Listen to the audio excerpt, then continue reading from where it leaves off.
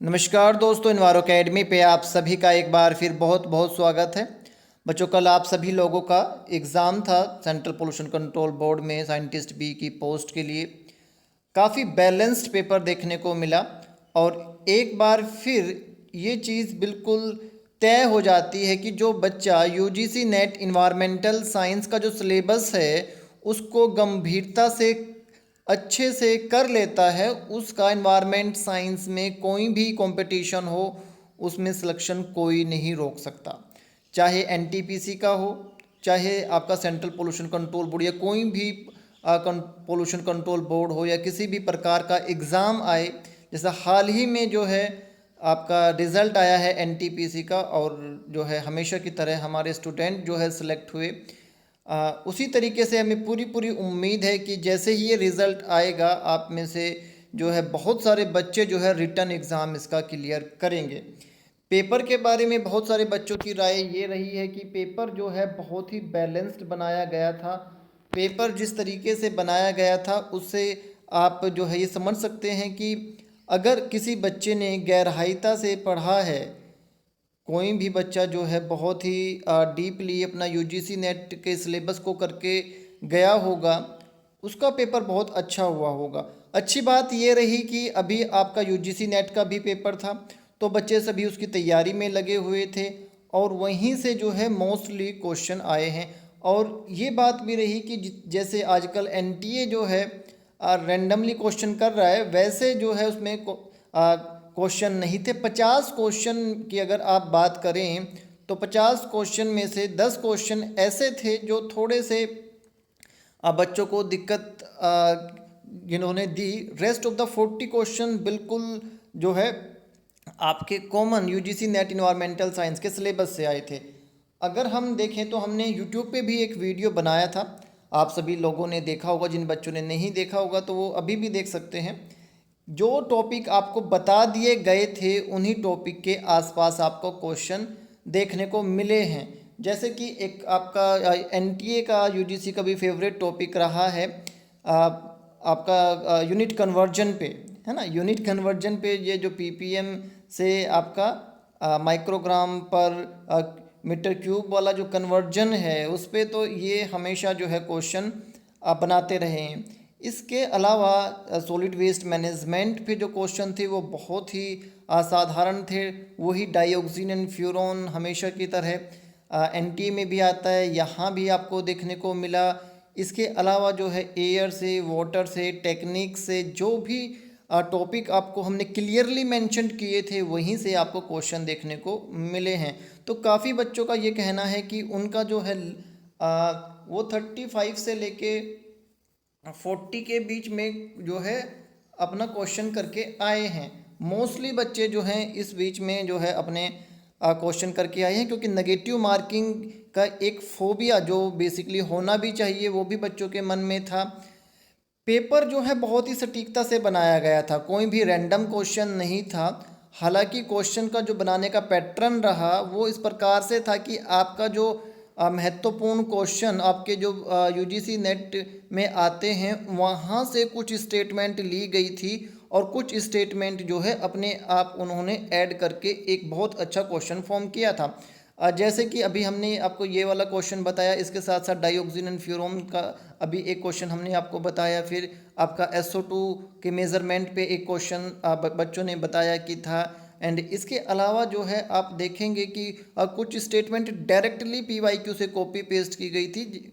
जैसे कि वो आपका आर्सेनिक वाला एक क्वेश्चन था, क्रोमियम वाला एक क्वेश्चन था। उसमें से कुछ कुछ जो है इस तरीके से उन्होंने कुछ स्टेटमेंट वहाँ से यूजीसी नेट के पेपर से लिया हुआ है और कुछ उन्होंने अपने आप से ऐड करके अच्छा क्वेश्चन फॉर्म किया है। फोटोकेमिकल स्मोक से रिलेटेड जो क्वेश्चन था उसके साथ भी ऐसा ही किया गया है। तो आप ये कह सकते हैं कि अगर आप यूजीसी नेट की तैयारी बहुत अच्छे से करते हैं तो आपका जो है इस तरीके से जो अच्छे पेपर डिज़ाइन होते हैं उनमें जो है सिलेक्शन होने की संभावना मैक्सिमम रहती है।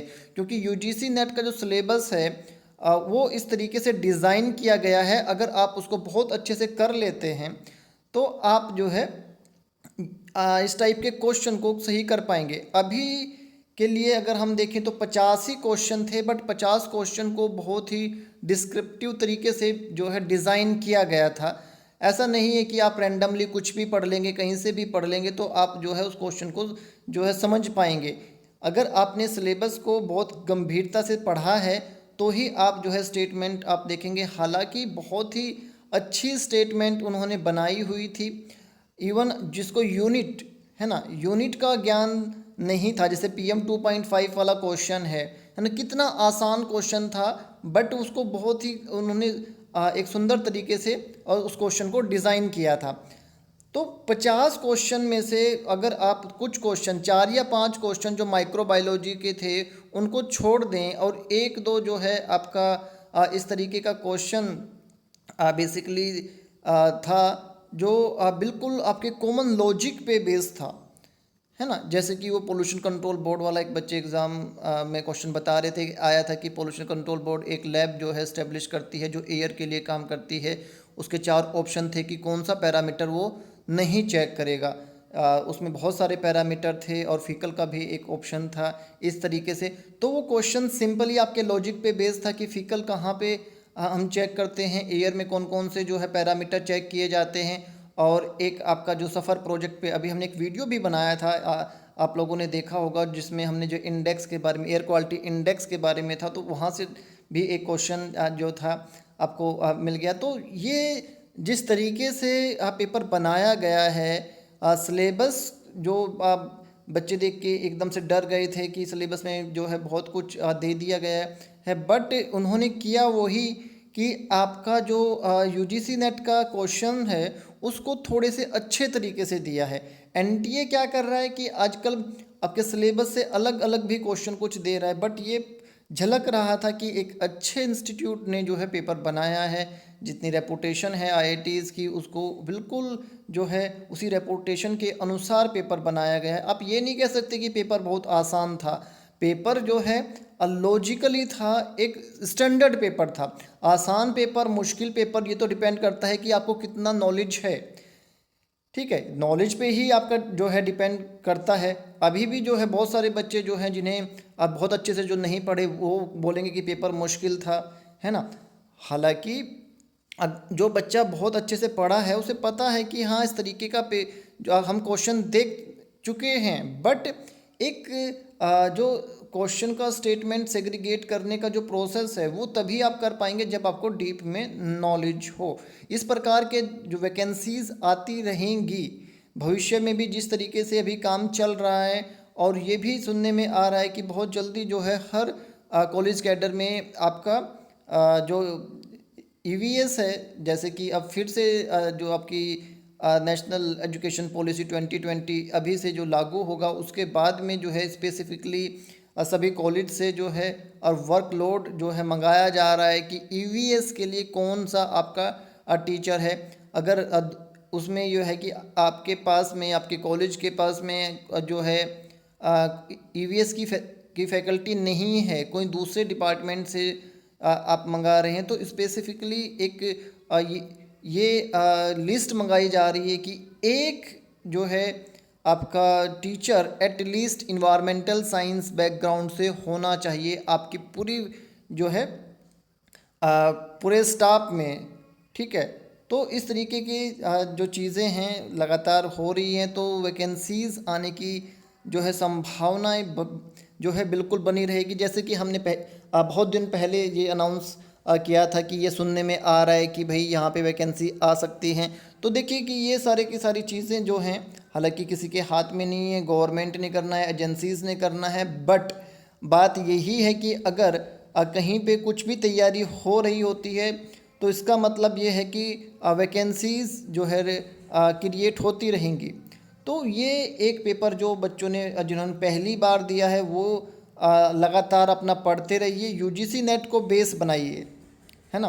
UGC नेट के सिलेबस को आप बेस बनाइए, अच्छे सोर्सेज से आप पढ़िए, अच्छे बुक से आप पढ़िए, और एक लगातार जो है मेहनत करते रहिए। जैसे कि अभी हमारी टारगेट JRF बैच से कितने बच्चे जो हैं लगातार दूसरे कंपटीशन जो है क्लियर कर रहे हैं, उसके पीछे की सबसे बड़ी वजह ही ये है कि हमारे जो कोर्सेज़ हैं वो ना केवल UGC नेट को फोकस करके तैयार होते हैं, बल्कि अब इतने कॉम्प्रिहेंसिव तरीके से हम पढ़ाते हैं कि अदर एग्ज़ाम, जैसे कि ये एग्ज़ाम आपने देखा है, ठीक है, हमें पूरी पूरी उम्मीद है इसमें भी हमारे बच्चे जो है हमेशा की तरह सेलेक्ट होंगे, जैसे NTPC, Rajasthan pollution control board, या पहले जो है आपका सीपीसीबी का एग्ज़ाम होता, सभी में जो है इन्वायरो अकेडमी जो के बच्चे जो है सिलेक्ट होते आए हैं, और उनकी मेहनत है कि वो आगे भी सिलेक्ट होते ही जाएंगे।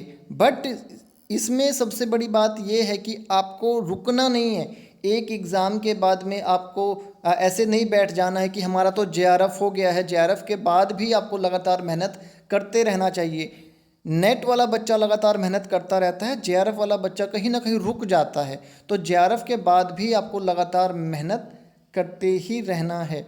तो कुल मिला के अगर पेपर का लेवल की आप बात करो तो कोई इजी, मॉडरेट या हार्ड इस तरीके के स्टेटमेंट हम यहाँ पे नहीं कह सकते। बहुत ही एक बैलेंस्ड और स्टैंडर्ड पेपर था। इस प्रकार के पेपर जो है सभी एग्ज़ाम में बनने चाहिए, जिससे कि आप सभी लोग जो ईमानदारी से पढ़ रहे हैं उनको सही तरीके से जो है ये देख सके कि आप अपना एग्ज़ाम जो है वो सब करने में सक्सेसफुल होते हैं या नहीं, आपको कितना नॉलेज है।